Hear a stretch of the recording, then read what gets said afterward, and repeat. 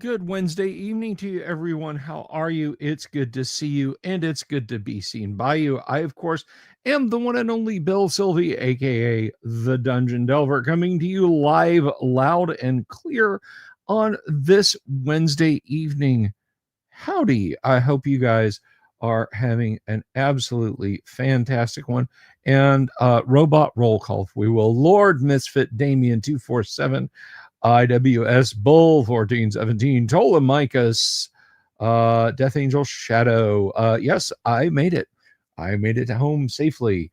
But anyway, you know what? I'm glad you're here. That's the more happy thing. Guys, we are agendaless tonight. I thought we would just talk about stuff. I thought because I know there were some of you who maybe didn't catch the little impromptu streams that I did when I was up in Philly for Page. And so I thought, hey, what better way to get caught up than talk a little bit about Page for those of you who are here and to answer any D&D questions. One of the problems that I had at Page was that I didn't my little laptop that I was using at EggCon was not being very compliant as far as showing me the live chat and stuff like that. Malachi, good to see you. So I needed to I needed to go just on my phone, and you saw me like constantly like reaching up, and then I disappear sometimes from the live chat and so on. The phone streams great. It's just that I can't see you guys in live chat unless I pinch zoom in, and for some reason that was like partially working and partially not working on the StreamYard website. Death Angel saw it. Yes, I did find the owl bear. You guys can see a short where, in fact, I do find the owl bear, and I think that's just wonderful. So yeah, that's that was why the shorts weren't maybe as frequent or as good as I might like them. I'm going to work on that. I'm going to do a little bit more robust testing before I go to EggCon this summer, so that won't be an issue. Jorge, good to see you. Great old ones. Hello. So yeah, I hope to have that ironed out. Maybe a different rig. We'll have to see. I'm not exactly sure how it's going to go or what I'm going to do, but we'll figure it out. We'll figure it out together. We'll figure it out together. I only have 2 other mobile computing solutions, and one is a Core 2 Duo, and the other is a dual core Celeron. They're literally 15, 16-year-old laptops. So unless anyone has like at least a Haswell based laptop they want to donate to the show, then I think I'm SOL for now. Reborn Blue Hayes made it again. Good to see you, Reborn. I'm glad you're here. And I want to lay something to rest real quick here. I'm not calling anyone out much, but guys, none of the videos I do are with AI voice, okay? Particularly the shorts. Someone left a comment that was like, yeah, it sounds soulless and flat. You need to adjust it. You need to tweak it some more. It's obviously AI voice. Guys, my voice is tired is what it is. Okay. I racked and stacked 4 YouTube shorts today, which I have never done before. And you make mistakes, you got to stop and redo them and everything. And it gets a little iffy. It gets a little iffy. So but Yeah, so it's, it's not the best thing in the world. Just picked up an Intel Compute Stick to play with, no recommendations yet. The Compute Stick is kind of neat, but I don't think Intel has made it. Dave Montgomery wishes my voice is it. Yeah, no kidding. But I think I think those were Atom based. I'm like 99% sure those were Atom based. And my little laptop lit thing is Atom based. Let's see. DM for your friends this past Sunday, the Olympian Jedi. It's promising to begin a new campaign. We can get to, hey, that's great. Reborn Blue Haze. Awesome, man. What Star Wars rule set are you playing with, brother? But anyway, so yeah, no, my voice is an AI. My voice is just tired. Guys, I want to remind y'all that this live stream is brought to you by me. We have merch links in the comments below, and also, it is brought to you by Crom, the Character Record Organization Manager software, which is the last word in first edition AD&D character creation. It sings, it dances, it does everything you need it to for character creation for first edition AD&D by the book. You want to create a character of any first edition legal class, race, combination. If you've got the stats and you can imagine it, Crom will do it. Now, I will tell you guys what. I will tell you something that you this may surprise you, that I'm just going to go ahead and admit this. If you need to create a character, there's lots of free ways to do it on the internet for first edition AD&D. Here's the thing. Here's something important.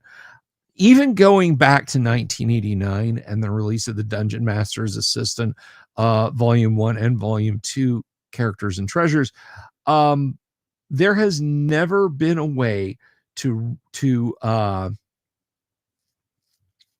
there's never been a way to save that character and then advance that character, to add packets of XP, to watch them grow, to age them, to add levels, to drain levels, to buy equipment, to calculate encumbrance, to dual class them, to have them become bards, to checking for psionics. There's no other program that does what Crom does, guys. Only Crom does what Crom does. And so that is something that you can purchase from me. It's $25.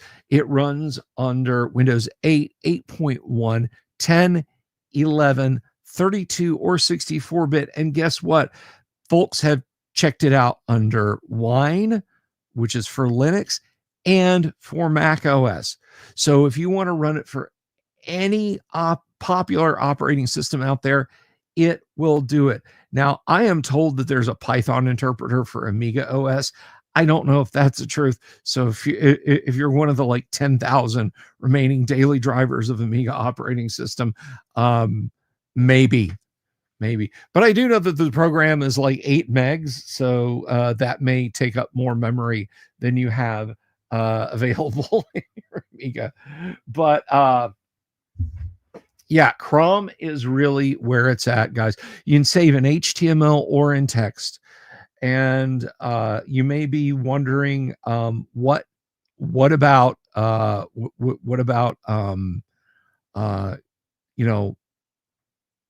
going in and selling gems and jewelry that I found? Yes, it will absolutely do that with a recommended 20% cut, basically. So 1,000 gold piece gem nets you 800 GP.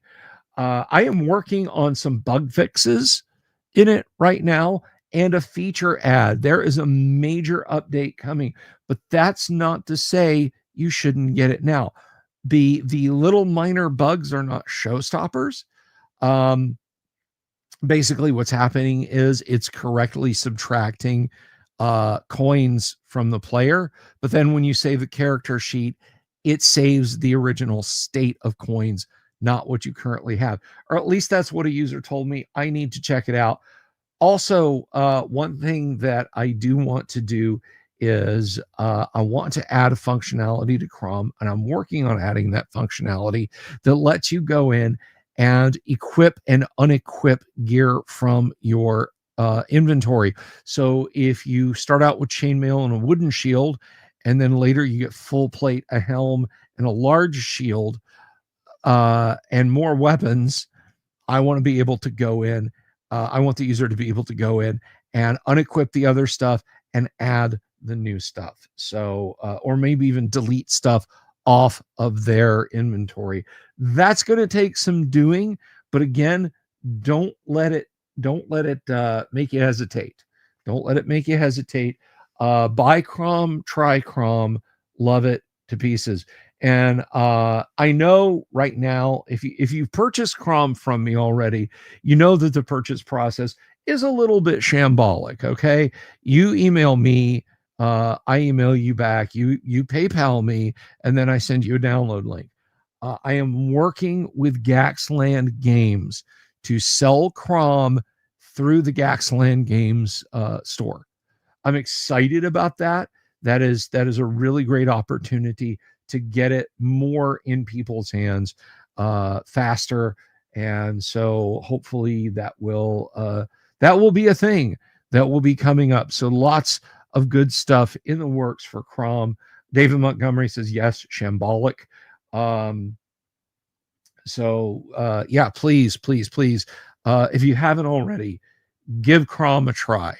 And if you guys would like a demo of Crom at any point tonight, you folks let me know. As for people who've newly subscribed, welcome to the show. This is when I say this is mostly what I do, it's kind of funny because I would say in terms of sheer volume, YouTube Shorts are probably going to very quickly surpass the live streams. But we'll see. But for the most part, I like to live stream about TTRPGs. I like to do deep dives on TTRPG materials. I like to do I like to review old RPG stuff, and I like to do I like to do interviews with creators, and boy, do we have some good ones coming up, guys. We are going to be talking to, so I don't have dates yet. But how about a discussion with Jeff D? You guys want Jeff D on the show? How about Harold Johnson of TSR? How about swinging back around and having Darlene on the show again? And Alan Hammock and Heidi and Eric. How about all those folks? It's in the works. It's going to happen, and I'm excited about the prospect of having them all on the show, either for the first time or again. And did I plan that naming? We're interviewing Crom next week. Well, the actor who played him in Tron. Oh, well, very cool, Death Angels. I mean, did I plan the naming? I tried to come up with a fun acronym. Believe it or not, the sequel to it, I thought about calling Aragorn, but I think that would just incur the wrath of Tolkien Properties Enterprises, Warner Brothers, LLC, New Line Studios, Peter Jackson, Philippa Boynes, and all those people. So I will probably just call it Crom 2 or something like that. And I've had some people tell me, well, that's, it's not okay that you do that. That's not public domain. I mean, I think it actually is at this point. I could be wrong, but did not Bob Howard pass away in the 1930s? and it's been 90 years, but I mean, hey, you tell me. So what are we doing tonight? I'll answer any questions you guys have about Paige. Um, and we'll talk we'll just talk about fun stuff. I kind of want to jump into something real quick about Paige. Kabuki, namaste. How are you, my dear? Um, I mentioned this a little bit on what was it? Was it Sunday after Eve? I don't remember exactly, but I think this merits addressing again. And so I'm gonna address it again. And that is this. Um things were kind of up and down at Page, and there were some stressful times for me at Page. I am not the best flyer in the world. It's not like, well, actually, it is the taking off part and the being in a thin-skinned aluminum tube that with wings and jet engines that's moving just below the speed of sound, 5 miles up off the surface of the earth. And this thing has, 7,000 miles of wiring, 4.4 million moving parts. It's pressurized. It has doors that open, moving surfaces on the outside, metal that gets stressed, plastic that gets stressed. It is kind of like that. But it's also the hassle of getting to the airport that kind of always throws me for a loop. I always, there's, oh God, am I going to make it on time? Am I going to be the one guy that TSA grabs and says, okay, you're going to come in here and you're going to sit down. What are these books all about? Why have you got this really heavy metal belt buckle? Why are you constantly going to this city? Who do you know up there? Sign into this computer. Show us what's on your phone, and it's not going to happen. Okay. It's not going to happen. And then I'm sitting in an office for 2 hours and I miss my flight, and God help me, it's my flight home. And now I'm stuck in a city 2,000 miles away, and so on and et cetera. I know that stuff isn't going to happen, but it preys on me anyway. So getting ready to fly is a thing. And then even after I get to the place, there's all of that adrenaline to wash out of the system. So I got into what was kind of a stressful scene when I got to Page because of what I was doing for the interview booth. And I'm not really going to launch much more into that.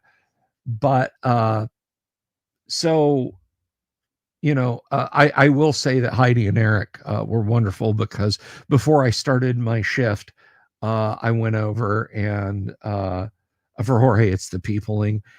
I get you, man. I get you. Don't like being forced around 100 of my newest enemies. And well, I will tell you this. I will tell you this. And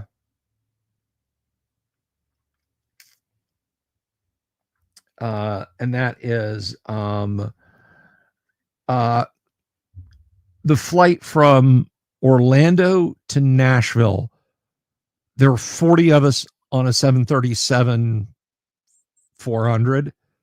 So we literally sat where we wanted to. I had the flight suite. Okay. I had basically I sat behind the forward bulkhead. So I had basically a little roomlet I could move around in. I think if they had let me, I would have sat on the floor. I literally would have sat on the floor and extended my legs out, or, curled up on my side and slept, put my head on my carry-on and slept like that if they had let me. But of course you can't. And then Nashville to Philly was 30 people under capacity. So yeah, first class without first class. Was 30 people under capacity. So it was myself and a very nice lady. We shared a 3-row together, so we both had plenty of room. And then Philly back to Orlando, same way. Myself and a dude had the, so I had a first class suite, and then I had a small cabin to myself, if you will. So that part at least was nice. Um, but I got into this situation at Philly, and it kind of stressed me out all weekend. And there were some other things that stressed me out during the weekend that were out of my control. Um, but I met some of you folks out there. Some of you guys walked up to me and chatted with me, and that felt really good to talk to y'all. And I really appreciate interacting with you guys. I had so much fun hanging out with TSR alums and other really cool people. So that was really good. But I'm gonna say without a doubt, uh, now, as I said on the live stream on Sunday, um, if this doesn't really suit your outlook, let me let me go by saying, substitute in the universe, karma, luck, for God in this statement, and that is, I felt like Sunday afternoon, when all was said and done, that God put me at Page for a reason. For one good reason.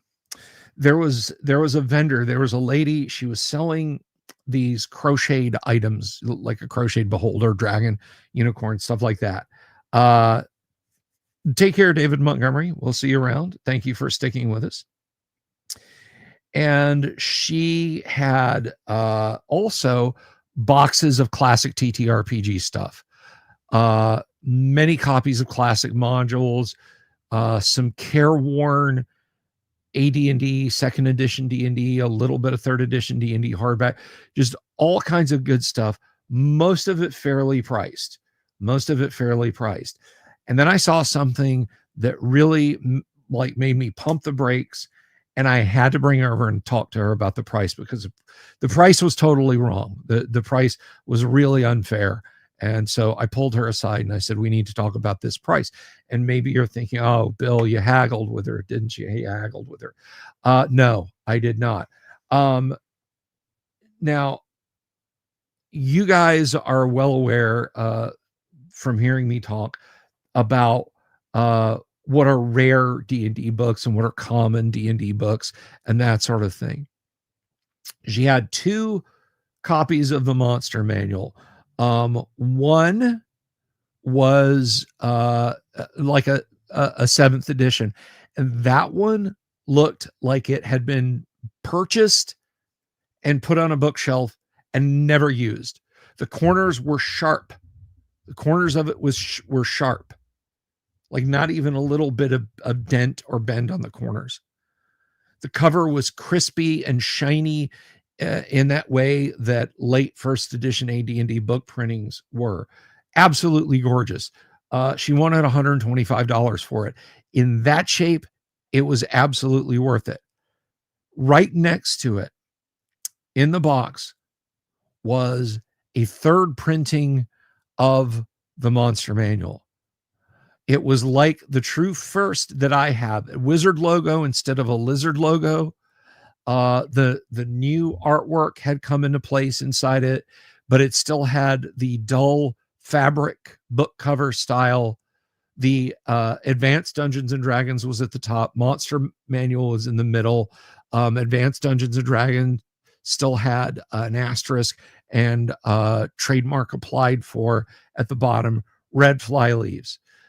The price was like 80 or 85 bucks. That book in that condition, assuming there's no writing in it, because I didn't ask her to take it out of the plastic bag it was in, is worth many hundreds of dollars. And I told her, I said that you have grossly underpriced this book. And we talked for a while, and I come to find out She was in a wheelchair. She wheeled her way around. Well, it was a mobility chair kind of thing. She she's on disability. Her dad was a huge D&D fan. When her dad would play the Pool of Radiance game, she says she has a whole collection of the gold box games. And she was a little girl. She'd sit next to him, and he'd say, "Okay, we're fighting. We're fighting a beholder. Okay, what does it do?" And she'd get the monster manual out, and she'd look through and say, "Oh, it does this, this, and this." And that's like one of the fondest memories. One of the fondest memories that she has. Glenn Hallstrom would take care, Reborn Blue Haze. You're going to be at WizardCon, North Texas, and Texoma. No, I'm sorry. I'm not going to be at those. I'm going to be at EggCon in July. You should come up to EggCon. EggCon 3, we're going to have big fun there, man. In fact, you all should come. Everybody, by hook or by crook. Dungeon Minister, hello, Father Aaron. So she told me that was like one of her favorite things to do. And her dad had passed away, and her uncle was trying to help her organize the mounds of Dungeons and Dragons stuff that her dad had. And she mentioned to me that she had books that were signed by Gary Gygax. And she also knew that he had a white box, one of these. She also knew he had an OCE. Here, let's. But she had to find it. She knew it was there somewhere. Broken Sword, good to see you.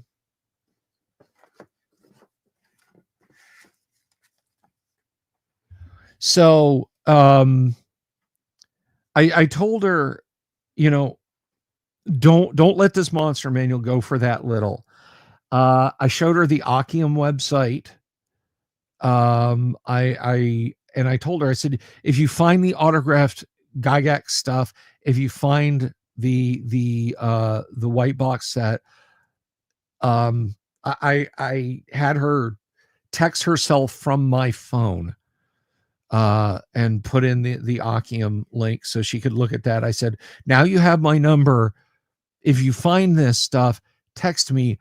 I will put you in touch with someone who can help you with selling the autographed Gygax materials, the OCE and things like that, and get you some money. And of course, I'm referring to Paul. So hopefully that will be, but it seemed to really lift her spirits up because, again, she's on disability. And she's trying to make ends meet. So I kind of feel like, assuming it wasn't bullshit, assuming she wasn't just like a sob story to try and get people to buy stuff from her. And I hope it's true. And I hope that she finds those things and reaches out to me and is able to sell those things.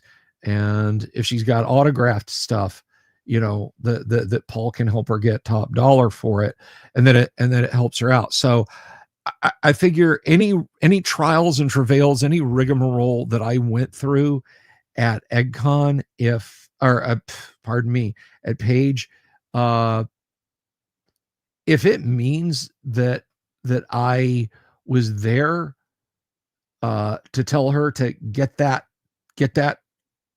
rare monster manual off of her display and to price it properly and to evaluate some of those books using the Akium website, so that it might help her, then it was worth it. Then the trouble that I went through, the annoyance, the frustration, if that's what it took to put me in front of her and to tell her you're undervaluing some of your stuff and you can get more money and it'll help you out, then it was worth it. then it was worth going through that annoyance. So, you know, I feel like the universe put me there. The universe put me there. God put me there. Fate, kismet, karma said, I got a job for you. You're so smart. You think you know so damn much about D&D? Instead of sitting behind a computer screen talking to a camera, why don't you talk to a real person who can actually use that knowledge? So I hope that she got the info from the Akium that she needed, and that she can part out the rest of her dad's collection, and you know, make some money to help her out. Excuse me, I'm a little goopy. That's why my voice sounds weird. It's not because I'm an AI. I still think that's funny. What was it they said? I want to look exactly at it. I think it was it in this one? Scroll down a little bit. Here it is.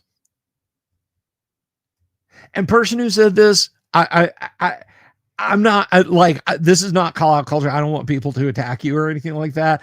I just think it's funny. And I'm not laughing at you. I'm kind of laughing alongside you. But they said voice clone AI. That's too bad. Doesn't have the same sound, pitch, enthusiasm. Gonna need to tweak it more to hide it. So, yeah. And that was in the video about Shadowlands, WG7, what was supposed to be the module Shadowlands. You guys are like distressingly quiet all of a sudden. That's exactly what an AI would say.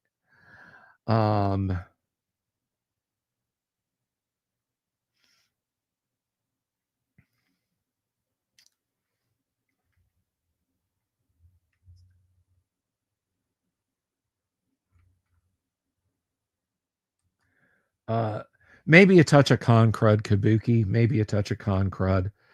I laughed. My wife laughed. The toaster laughed. I shot the toaster. Good times. Well, IWS Bowl. It's July. July in Lake Geneva. Back me up, Dungeon Minister. July in Wisconsin. July in Wisconsin. July in Wisconsin is beautiful.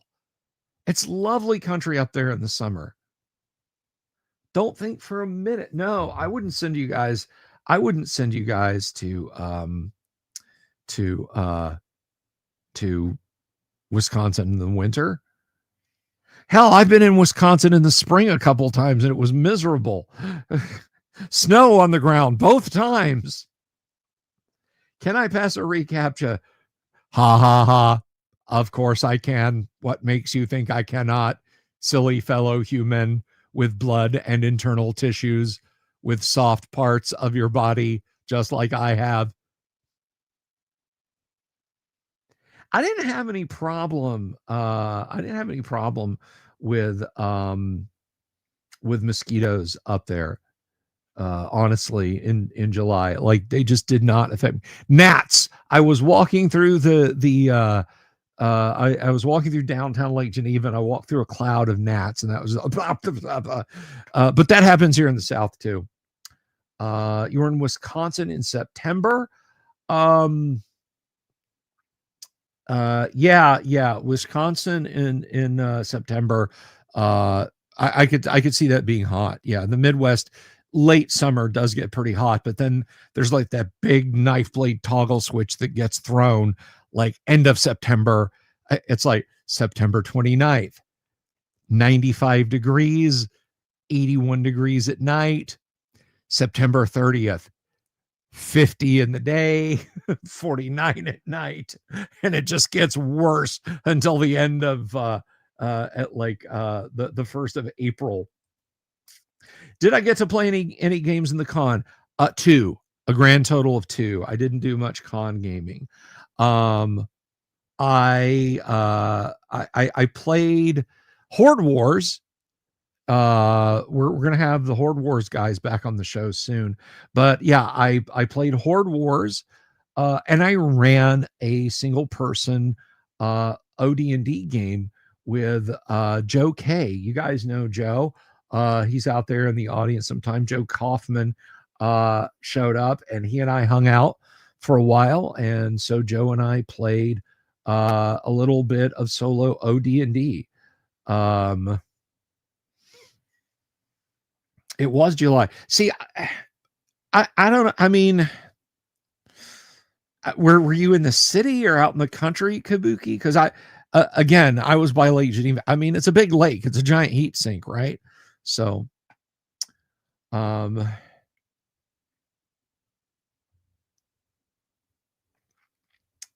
hey, speaking of conventions coming up, did you guys know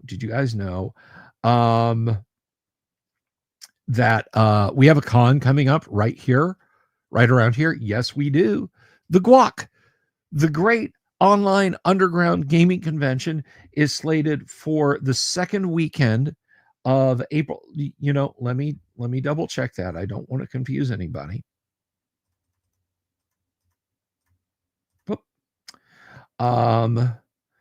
Yes, the second weekend of April of 2026, we will be having the Guac. And the Guac, what is the Guac, you might be asking? And there might be a lot of you folks wondering that, because you know, we've gained since last Friday, I think Saturday, 39 subscriptions. The channel just keeps growing and growing and growing, and I'm really excited about that. But the Guac is the great underground online gaming convention. It is an entirely free convention that we hold here on Discord, where you can come, you can go to panels with RPG celebs and talk to them, artists, creators, writers, all sorts of fun people. We do, of course, online gaming. That's the whole point of a convention. You can be a game master, you can play whatever. The con is open 24 hours. The Guac is 24 hours. If you're in the UK, if you're in Asia, Australia, Africa, you know, wherever you are, and you say, Bill, I want to do this, it's going to be at 4 a.m. your time, then absolutely you can have the rooms. It's not like it's a convention where, you know, it's like, oh, we got to close up the hall. We've got merch. We're gonna have some awesome merch that we're gonna be selling really soon now. Yeah, we just missed each other up there. One of these days, Kabuki. One of these days. I mean, you know, maybe you'll want to visit in the Sunshine State down here. But we'll elbow bend the cold and frosty. But that's wild though, that, you know, you're wherever you are and I'm wherever I am, and then we miss each other by days far from home. But yeah, so the Guac is a chance to game, and it's cost, guys. It's cost to you. Let me tell you, brace yourselves. Get your credit card ready, get your budget spreadsheet out, go get the jar, you know, the Prego spaghetti sauce jar. Maybe you've got two, maybe you're a rich person and you've got two, and that you keep your quarters, pennies, nickels, and dimes in. And let's add this up. The cost for the Guac is zero. Badges are $0. Diamond badges, however, are $0. If you want a gold level pass, it's $0. If you want red ticket events, those are going to cost you $0. The only thing the guac takes up is some of your time. There's obviously no travel you have to pay for. Your living expenses are your own. Snacks and beer, you got to pay for that. So Nescafe jars, there you go. Florida's on the calendar. Well, let me know, Kabuki. But Dungeon Minister keeps his in an Altoids. That must be a massive Altoids tin, or you don't have a lot. You don't have a lot.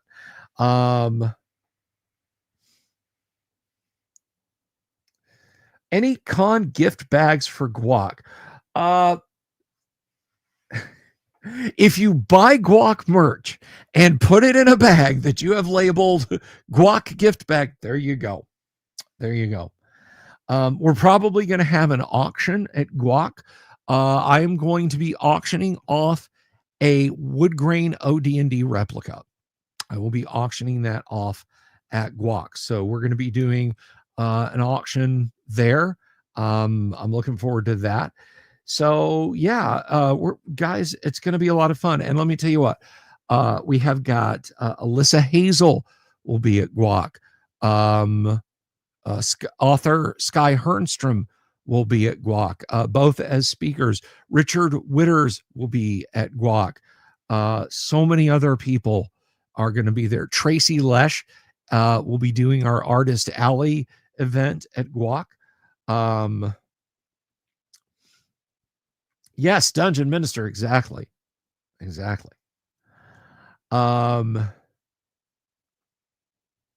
So yeah, I'm excited about guac this year. I will be running stuff. I hope you guys will be running stuff, and it's really, really, really super easy to join us over there. In fact, I will show you. I'll show you. Laugh at me, will you? So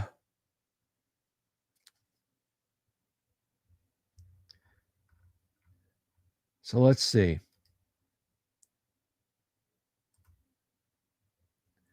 Let's do copy, and let's do this. So go to this URL. Go to this URL I have just pasted up there in the chat. And congratulations, you're registered for guac. Now, if all right, bye Kabuki. Thank you for hanging out. The channel mod is gone, but I've still got my eyes on you guys.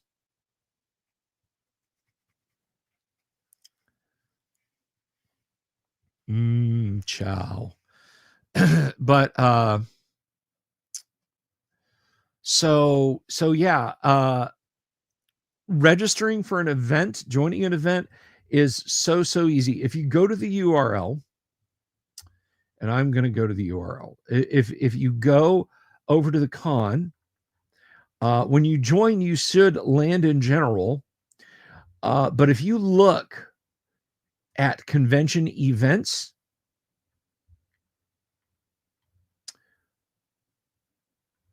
all you have to do to join a convention event is look at them. I'm gonna click join and click the green check mark. Click the green check mark, and that registers you for an event. And it will RSVP you for the event. You will get an RSVP notification for an event. So I need to re-register. Need to register for that too.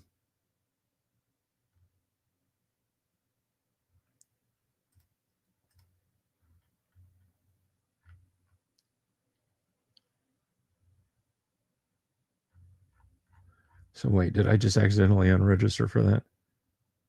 Oh yeah, I unregistered for that. Sorry, Gonzalo, I need to go back. I didn't realize I was already registered for it. There. Okay, so you literally just go to convention events, scroll through to find a game you like, and click the green check button. Boom, you're registered for an event. It's that simple. Dungeon Minister, you okay, man? Painkillers. I'm losing my viewers.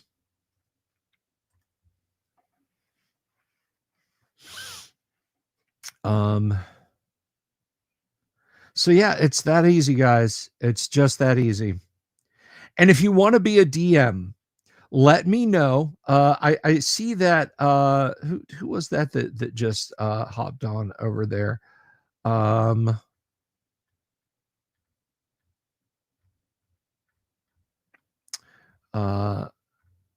IWS Bull. IWS, if you want to run a game, let me know, and I will set you to be a game master. It's literally just a little permissions thing I give you. And if anyone wants to watch a demo right quick of how to set up a game, how to create a game, then please let me know, and we'll do that on screen right now.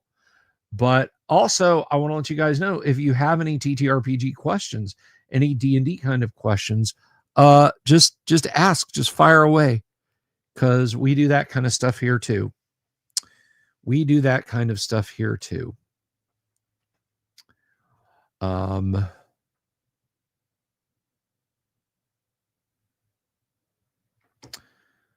yeah, now I did show off the swag that I got at the con. But if anyone would like to see that again, let me know. We can do that. I didn't buy that much at the convention. I got I was gifted a module. Okay, so this was such a trip. This was such an unusual happening.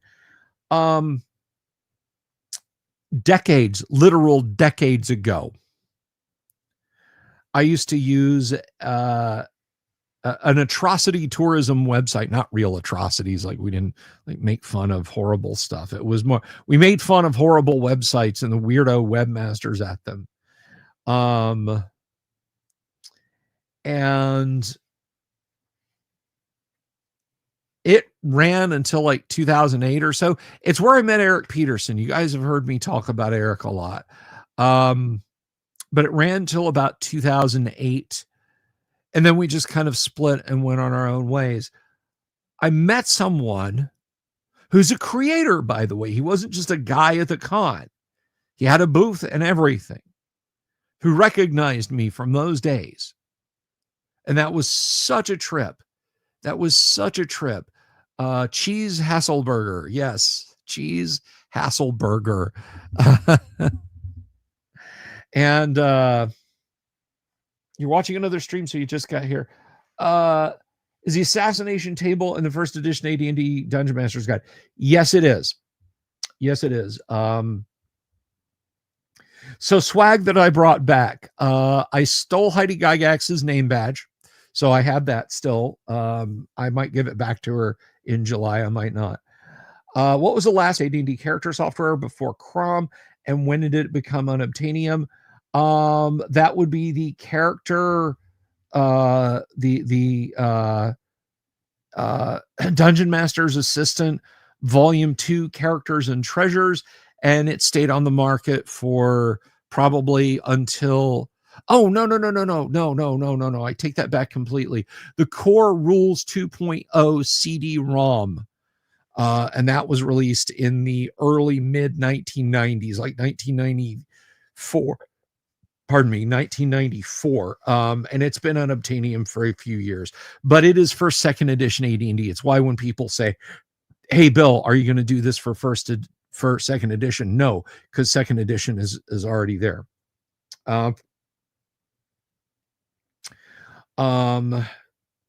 So yeah, there was Heidi's badge. There was the Dungeons and Dragons module that Cheese Hasselberger gave me. I got some goodies for the family that are really presents for them. I wasn't given any swag. If you're wondering if the con like gave me a special convention module or anything like that, no, I didn't get anything like that. No swag bag, no, none of that. Trying to think. I bought dice. I bought Gaxland dice because I just wanted some additional dice to what I got. There was the module that Cheese got me. I feel like that was it. Let me look out on the table because there's some stacks of things over here. Hang on a second.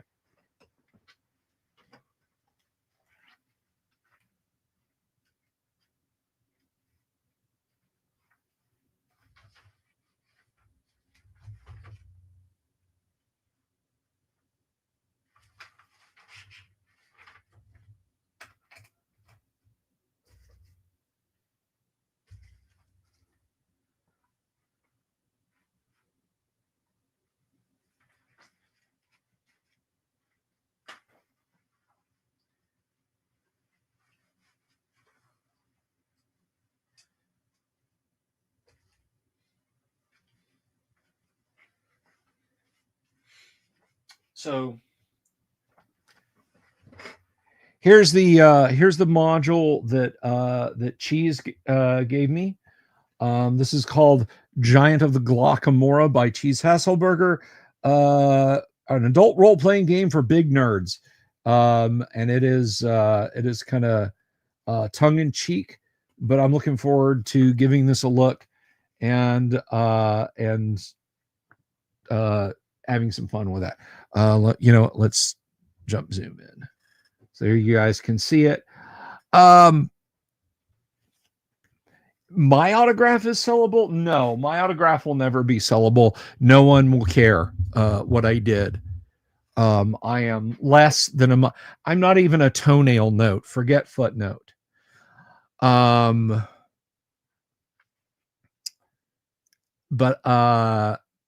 I would say that one of the best things that I got was I got Jeff D and Harold Johnson and Alan Hammock all signed my True First Deities and Demigods. And Jeff even drew a little tiny Elric in Sharpie marker in my Deities and Demigods, and that was really, really cool. So that was the coolest thing that I got there. Oh yes, yeah. Gene Raby passed away. I got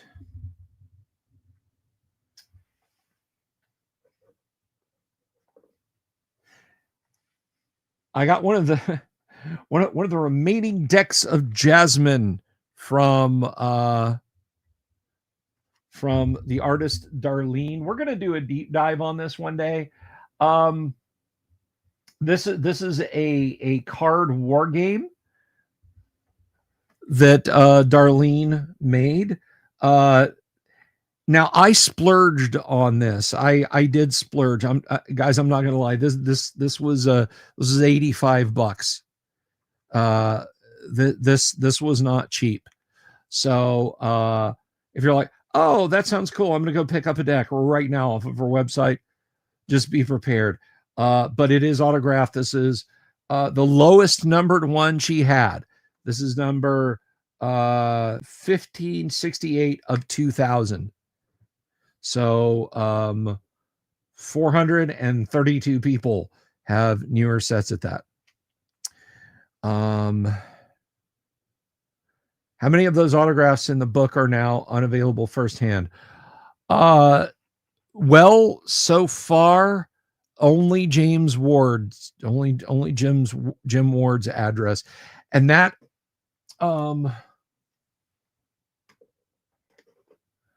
when I opened it up so Harold Johnson could sign it for me, seeing Jim's name out there in the flyleaf, it kind of gave him pause. He was like, "Oh my, oh Jim," kind of moment, and he was kind of quiet for a second, and and we chit-chatted some. So I'm really looking forward to having Harold on the show. But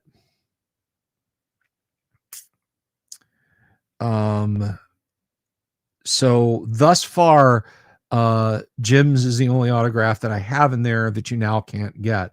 Now, David C. Sutherland, Dave Trampier, and of course, Jim Rosloff.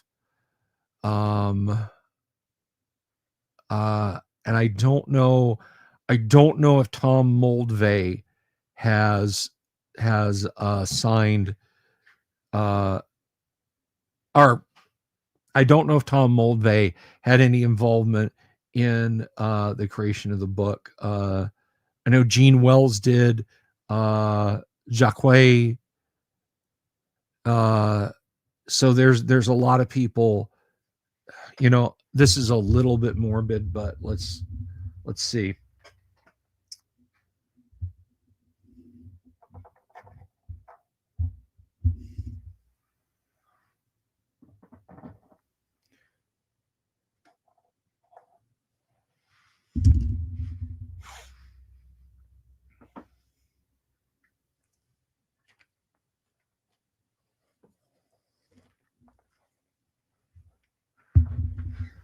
So here we go. Did I get Margaret Weiss or Tracy Hickman's yet? No, I have not. So let's see here. Yeah, Alan Hammock, James Wards, Harold Wisconsin Johnson, David S. LaForce, Jeff D., Darlene, Errol Otis, but then, of course, Jacques,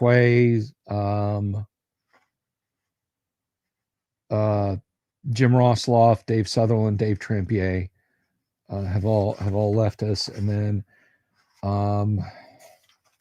here on the acknowledgments,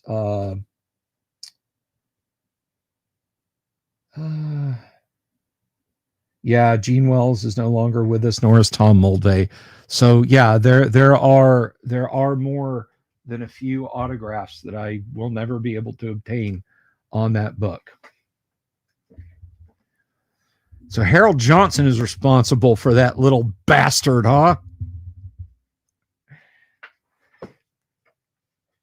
No, the audio is really crunchy, unfortunately, but maybe I can fix it. Maybe I can fix it and re-upload it. But the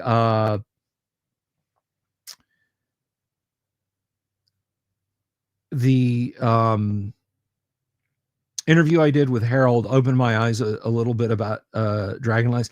I still don't want to. I still don't. Don't call you a little bastard. Call you Snake. Snake. I heard you were dead. But it was kind of interesting. Railroady, like he acknowledged how railroady Dragonlance was in the first few modules, and how he went to Weiss and Hickman and said, "Hey, let's this is how it has to be." And then they're like, "Oh, okay," which I'm not sure about that, and here's why.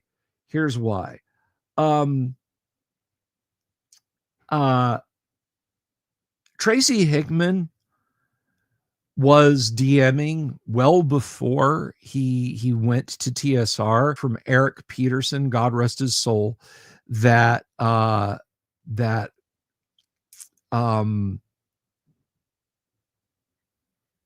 Tracy was a ruthless and effective first edition AD&D DM. So either he forgot that when he started doing the DL modules, or Harold's misremembering. Did they get better, the DL modules? I don't know. I saw a big thread about this, about everybody saying, "Oh, well, players want to experience this story." And I picked up a DL module years and years ago at a used bookstore and was looking through it, and I should have bought it. It was only like $10, but live and learn. And I got to a part where it basically said, if these characters have died, it's important to the conclusion of the module that these characters not die. If they have, you as a DM, you got to figure out how to bring them back. And I was just like, it's not how D&D works, man.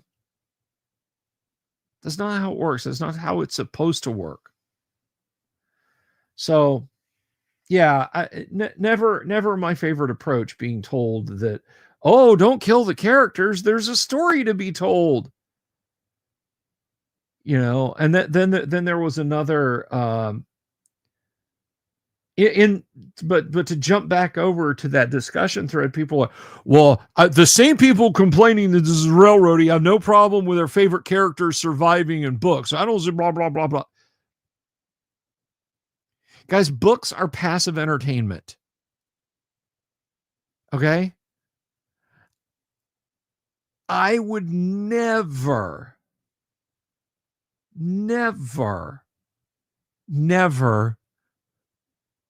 watch a football game, pro or college, where they said, tonight it's Cleveland Browns versus the Pittsburgh Steelers, and the Browns have been picked to win the league. The Steelers, the Browns have all agreed that the Browns will win tonight.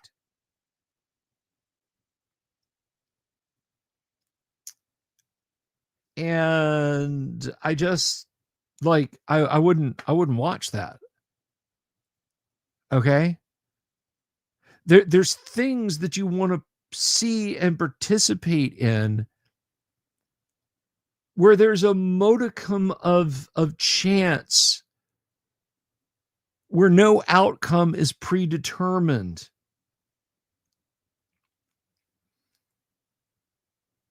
It really was, Injun Joe. It really was. I mean, demure clothing, Stevie Nicks hair, the good guys always win, yada, yada, yada.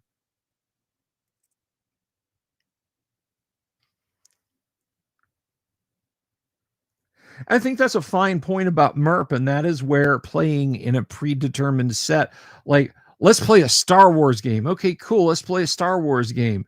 You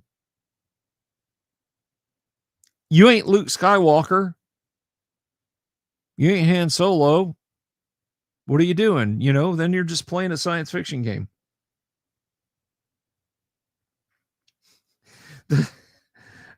I love this. It's like, when you say, oh, that's pants on head insane. That's pants on head. That's pants on gold moon crazy.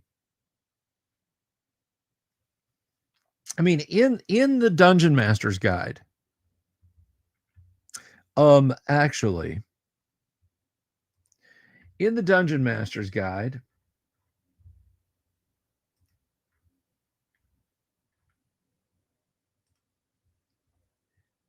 in Appendix N,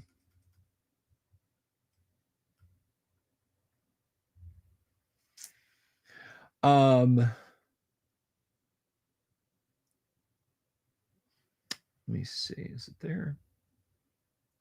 Gary says, this is on page 224 of the Dungeon Master. Most immediate influences upon AD&D were probably DeCamp and Pratt, Robert E. Howard, Fritz Leiber, Jack Vance, H.P. Lovecraft, and A. Merritt. The most immediate influence. Dragonlance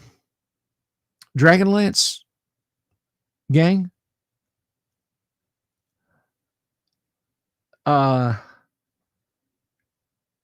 I got some bad news for you, okay?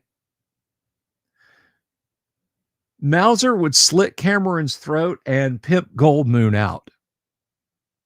And that's the fact. That's the vibe. That's the AD&D vibe. I'm sorry if that upsets anybody. Any Dragonlance bros out there that wants to get mad at me about that. That's what Gary wanted out of AD&D. That was his drive. That was the vibe of AD&D, not romantasy.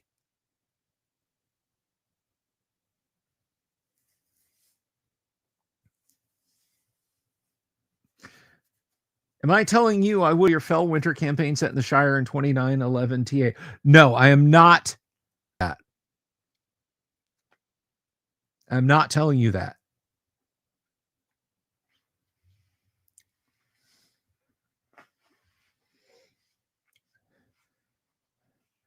So, I mean, but that's just my feeling on the topic. Maybe you feel differently. Maybe you feel differently. I just I likes what I know, and I know what I likes. I've been sitting here all night, and I should have embiggened the on-screen the on-screen commentary. There we go. That's a little better. Pretty cutthroat out of the gate with Raceland. Okay, I'm not sure who that is, but okay. Now, I'll say this. Thank you. People should like and subscribe. Yes, you are correct. Unto excess. We are at 3139. Oh my gosh. I'd be very sad if I woke up and was minus 6,000 subscribers. 9141 now on the old Subscribatron, and I'm very happy about that. 9141. I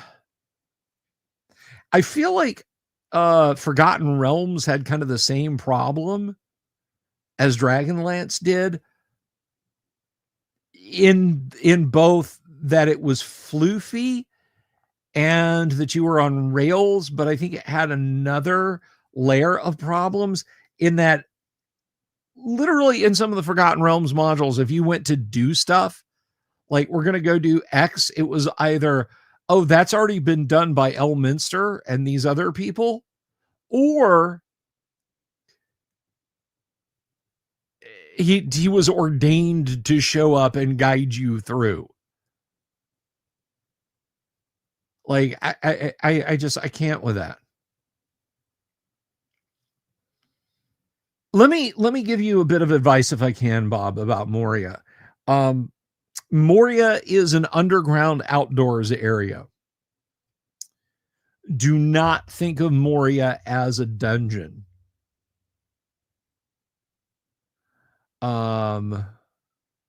Yeah, all my subs to become master thieves.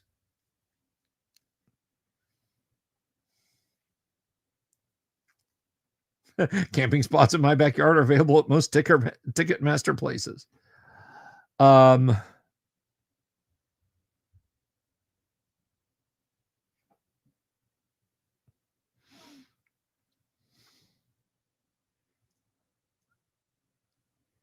mean, hell, I'd take all 9,000 subs as veterans.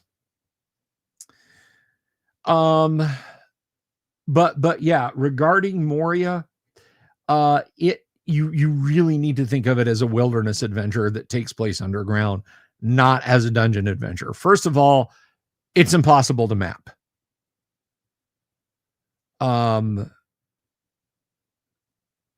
Second of all, it is gargantuan. It is literally miles, like dozens and dozens of miles from one end to the next. Think of a hex or 3. Think of a hex that big when you're mapping out Moria and adjust your descriptions accordingly. I mean, the 2 smallest places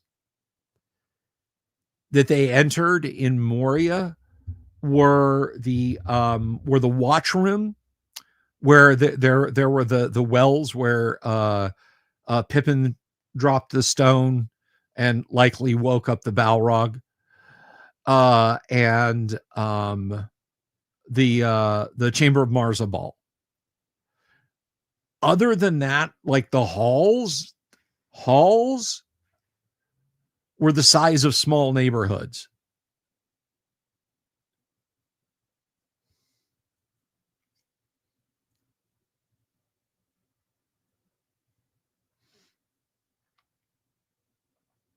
Exactly, Runeward. Exactly. They didn't live in dungeons. It wasn't like 10-foot wide corridor, 50 feet long, 2 rooms on the left, couple rooms on the right, ends at a 30 by 30 room. That would be a collection of storage closets in a mansion that belonged to a dwarven family. They wouldn't live there. They had huge, expansive areas that they lived in.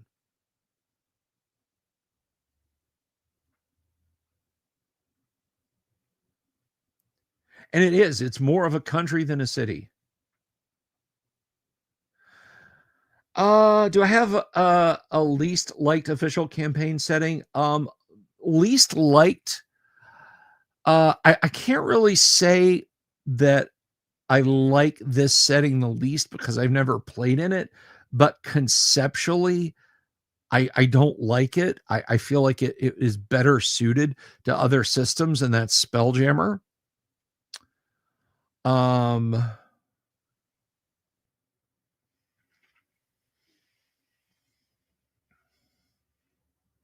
Do I have a second place? Probably Mystara. I would go with Mystara, yeah, because I know I put the Keep on the Borderlands in Greyhawk, but it is also very much a Mystara thing. You know, the known world became the realm of Mystara, and you know you've got the Emirates of Yilram. You've got the Isle of Dread. You've got the Five Shires, Glantry, all those various places for Mystara. So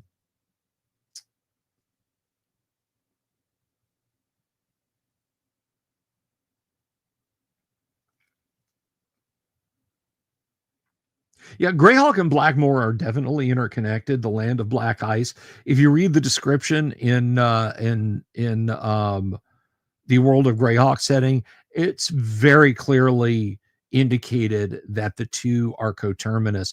I think Blackmoor is its own thing, but it also intersects with Greyhawk. So if you go to the land of black ice, if you go to Blackmoor in Greyhawk, you can find yourself traveling to the separate realm of Blackmoor.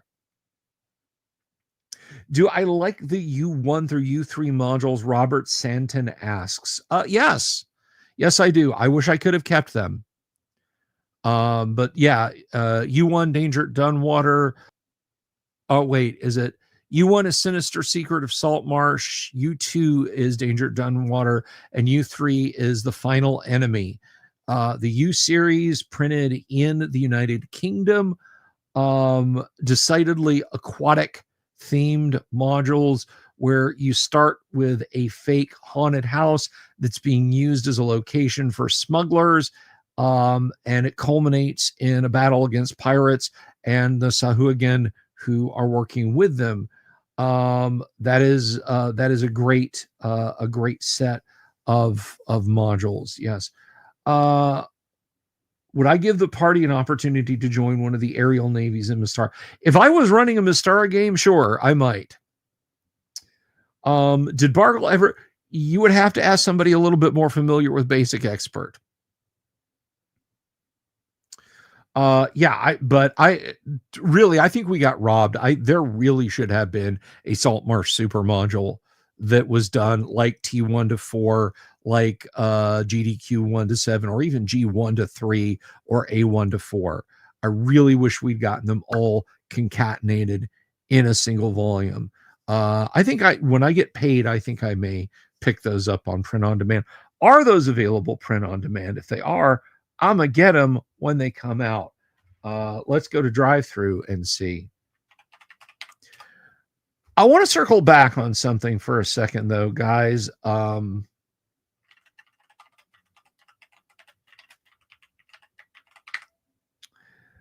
want to talk a little bit about something. So, yes, it is available. Pod, Danger at Dunwater is available. Pod, and the Final Enemy is not available. Pod, because screw us, I guess. So U1 and U2, but not U3.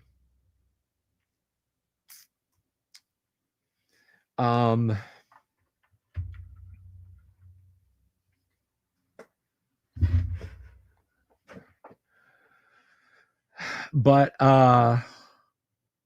Robert Phelps, oh, Scooby-Doo adventures are tight.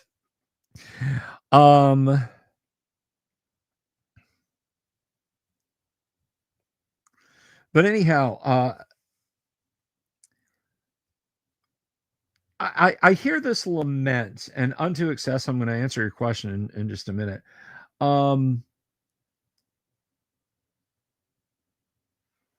That I want to play first edition AD&D. Okay, yeah, you can play, but I don't want to give Wizards of the Coast any of my money. This is a thing that I personally think is a just hold your nose and do it moment. If you want to play first edition AD&D, I don't like giving money to Hasbro, but I also like people being able to play AD&D or original D&D or basic D&D, not necessarily someone's home ruled version. So I don't support Wizards of the Coast. I don't support Hasbro. And even people are saying, like, I'm never playing D&D again. Well, good. I'm not playing D&D either. I'm playing first edition AD&D.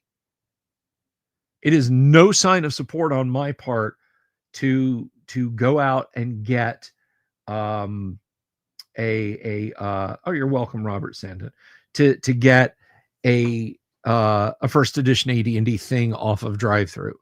Because here's the thing. There were some vendors at page 3 who were charging bonkers prices. I mean, there was a guy who had a bleached, beat up Dungeon Master's Guide, and he won $150, $125 for it. And it was an easily cover, and it was sun bleached. I just can't with that. I'm sorry. Hey, thanks for the super, Robert Santon. I appreciate that, man. $2. Thank you. Much love, brother. Hold your nose, spend some money. And you know what? It sends the message that people are still buying first edition. All right. So that's my thoughts on that. Onto Excess asks a computer question. He asks, how many C65s made it in the wild? Less than 1,000. So for those of you who don't know, Commodore, the computer company that made the Commodore 64, the VIC-20, the Commodore PET 2001, the 8032, the 4032, the Commodore B series, the B128, which were business computers that they only sold in Europe and were not compatible with stuff here in the United States as far as software. Commodore no,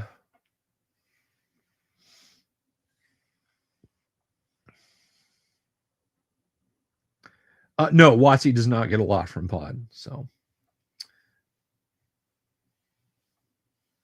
$700 for a set of a player's handbook, a dungeon master guide, and a monster manual, and a DM screen. Bonkers. So they made the Commodore 64, which is the most when there was a home computer category in computing, because you got to understand, all the way until probably the mid 1980s, a PC didn't exist. I mean, yes, the 5150 came out in 1981, but that thing was stupid expensive and underpowered. So the idea of I have the same computer at home that I have at work and can do my stuff was a non-starter for most people. Commodore, so there was a category of business computer and home computer. There are also mini computers and mainframes and stuff like that. There still are mainframes. Mini computer is by and large gone away. But Commodore made home computers, and they outsold Tandy. They outsold Atari. They outsold Texas Instruments. They outsold Timex. They outsold Apple. Yes, Commodore was bigger than Apple. They outsold Mattel with the Aquarius by Yoinks. They outsold the Spectra Video keyboard for the Atari. They sold 22 million Commodore 64s. 22 million Commodore 64s. And so in the mid 1980s, they were looking at going two directions. One of them was to buy a video game company that was under contract to Atari, but was having financial problems. The other was to pursue an in-house computer, a follow-up to the Commodore 64 called the C65. And here's what the C65 would have been. Here's what the C65 would have been. The C65 had an advanced 8 megahertz version of the Commodore 64's CPU.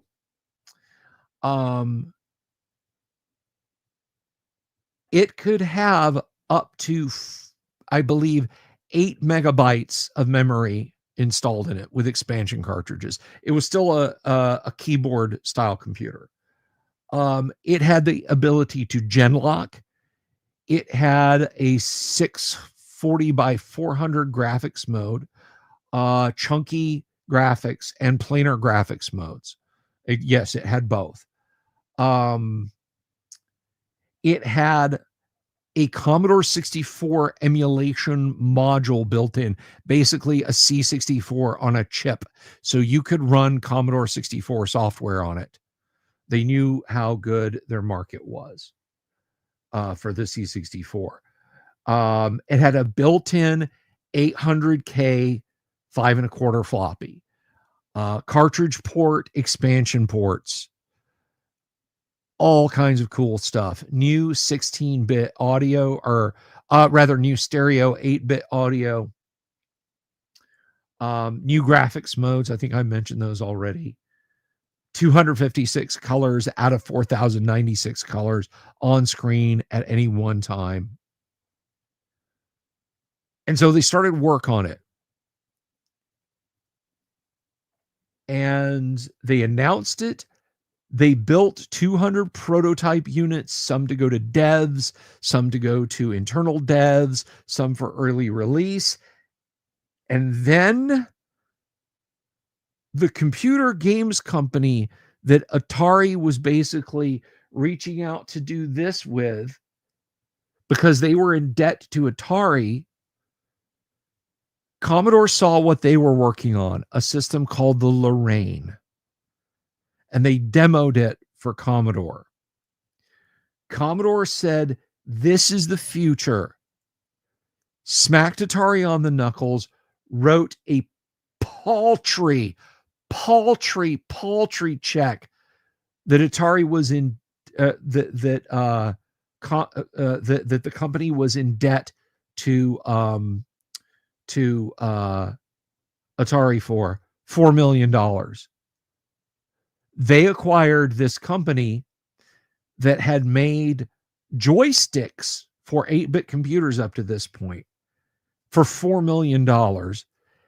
and took their Lorraine video game console idea and said, develop it into a computer, please. And they came up with a very friendly name. They wanted a very friendly name, so they went with the Spanish name for girlfriend, Amiga. Amiga. So Commodore stopped work on the C65 immediately. 200 or so units produced. Commodore imploded a few years later, and they had racked and stacked all the C65 units. They had boxed them up and warehoused them, never to have anything to do with again. And when Commodore imploded and people bought lots of their mind share, a company called CMD bought their C65 units and sold them, I think, for $199 a piece. The C65, a real C65, it's limited in number, and they go for about $10,000. Now, one thing is people have dumped the ROMs, and there's C65 emulation out there. So if you just Google it, if you want to try out a Commodore C65, you can get that. It's not a big deal. Having the physical machine is a big deal. But then you can also get your own 3D printed case and order a custom Cherry keyboard and put the whole thing on FPGA and have a C65 if you want. But yeah, there were about 200 of those made. And now you know the rest of the story.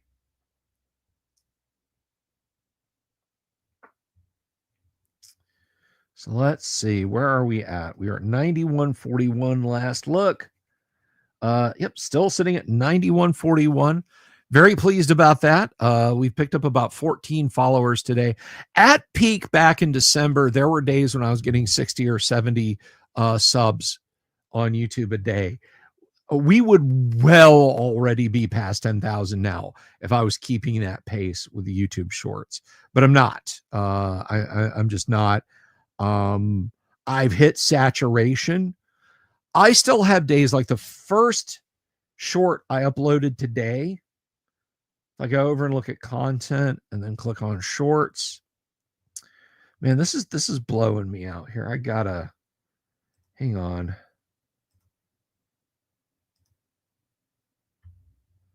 Oh, there, that's much better.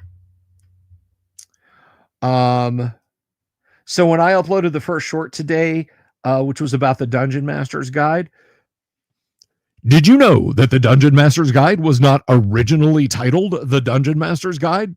In 1977, when the Monster Manual was released, like most TSR books of the day, it contained a product listing in the back of currently available and upcoming books. The 3 books listed for Advanced Dungeons & Dragons were the Monster Manual, the Player's Handbook, and the Referee's Guide, not the Dungeon Master's Guide. And so it goes on like that.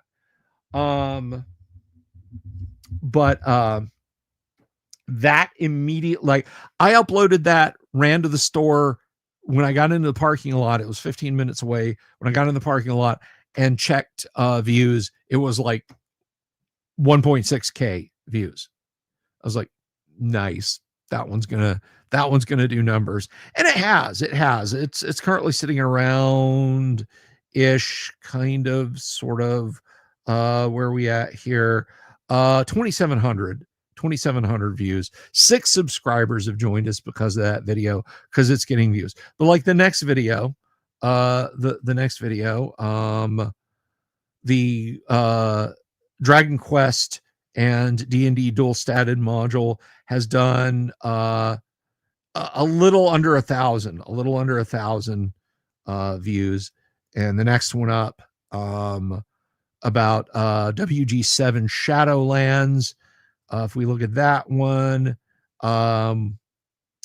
that's a little less than 900. And then the most recent upload I did at 7 o'clock is is 811. So I've no doubt overnight those will probably break 1,000 plus views each. But yeah, they're not like, again, the stuff back in December and November when I first started doing this.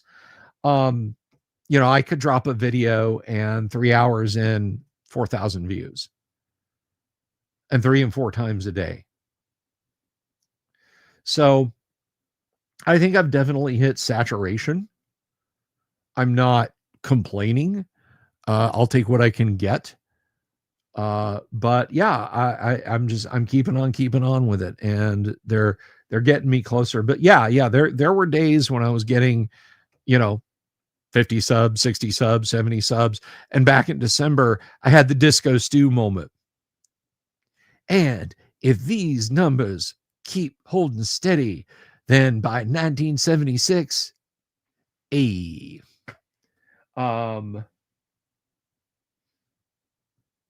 so yeah, it could have kept hitting that. And I mean, back then when I was at let's say conservatively 7,500 subs. So if we do that leaves us let's do some math here.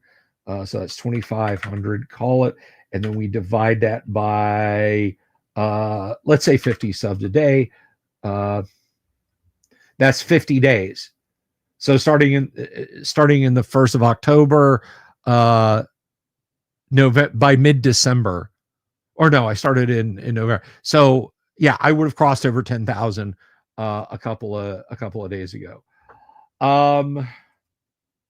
Now I'm getting, let's call it 15 a day, and let's see.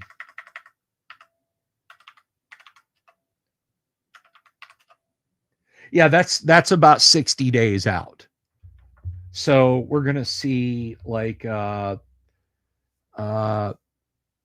mid-March before I kick over 10,000, which is gonna be really cool because I hit 1,000 in March of the year that I hit 1,000 subs, which was 2022.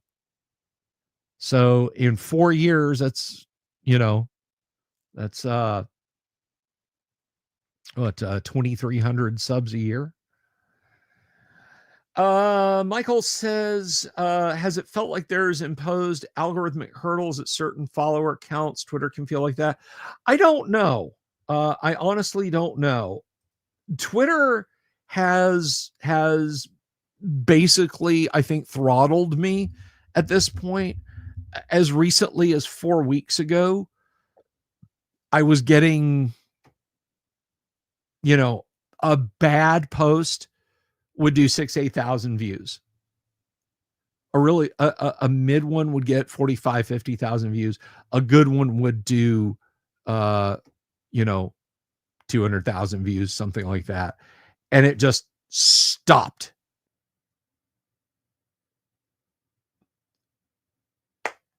Late December, it just stopped. I figured it was Christmas, but it hasn't picked up. I've gone back to like 300 views on a post. If I retweet something that is exceptionally popular, sometimes it helps, but other times not. No, it's not. I stay on Twitter for TTRPG Twitter, and because I have so many friends that's the only point of contact.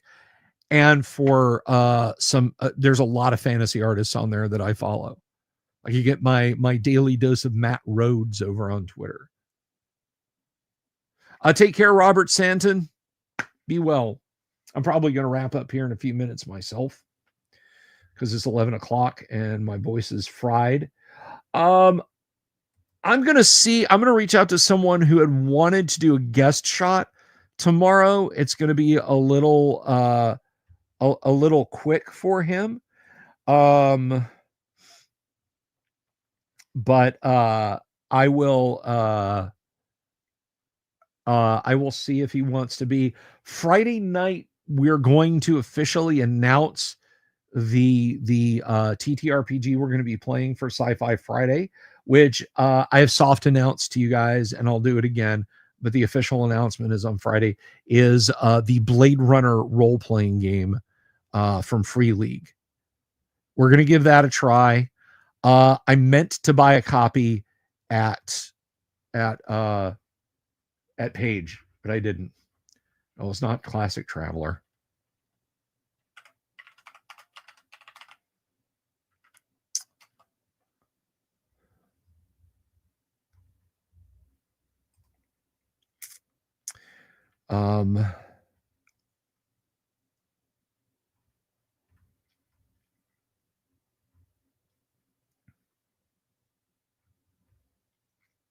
Unfortunately, it is not available as a print on demand. So I'm gonna have to see if I can get my hands on a hardback copy.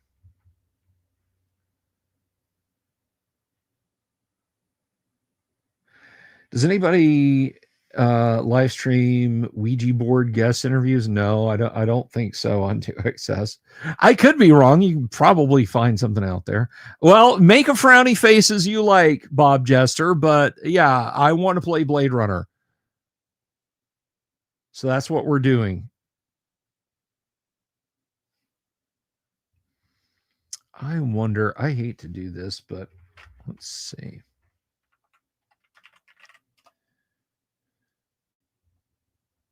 Do you like ah.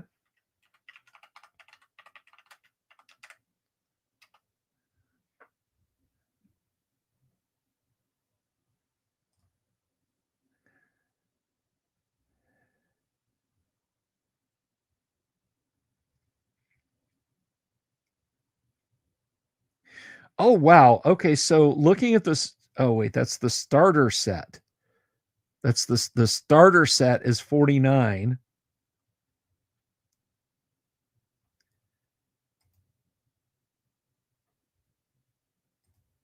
All right, so the hardback book itself is 46.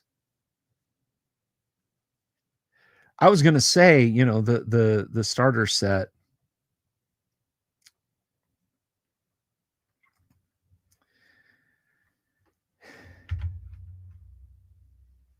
If they do, you're going to sow just what you reap. I'm a replicant, not a skin job. Yo, Hal, open the doors to the motherfucking pod.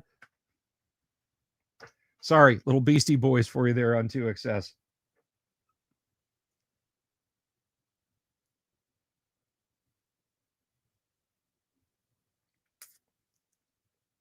Love a Philip K. Dick RPG that includes Do Androids Dream of Electric Sheep, and we'll remember it for you wholesale.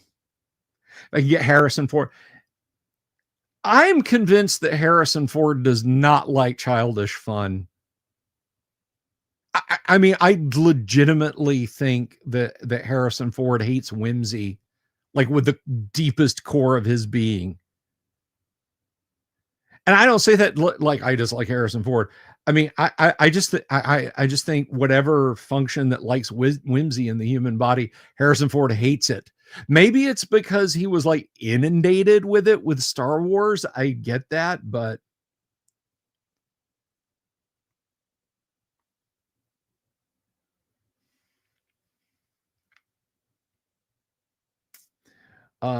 you know, again, I could be wrong about that. So that's what we're going to be doing, guys. The Blade Runner RPG on Friday. We may do some character creation. I'm going to have to find out.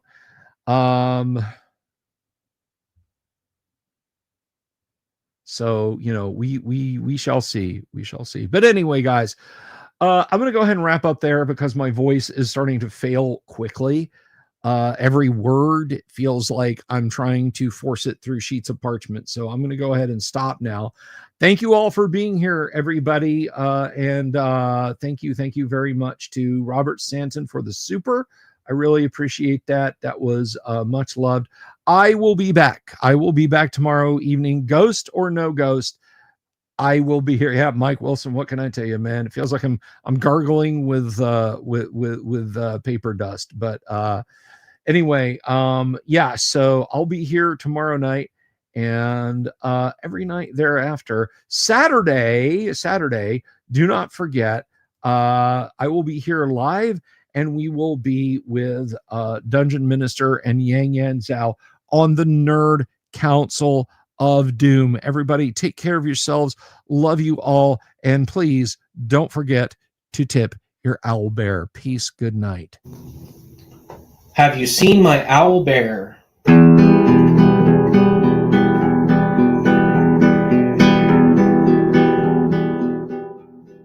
Here's to all the weirdos everywhere, in the woods and in the air. Have you seen my owl bear? Should I shave off all my hair? Bobs are all around, some live in tunnels underground. Some are fat, some are rich, some are sleeping in a ditch.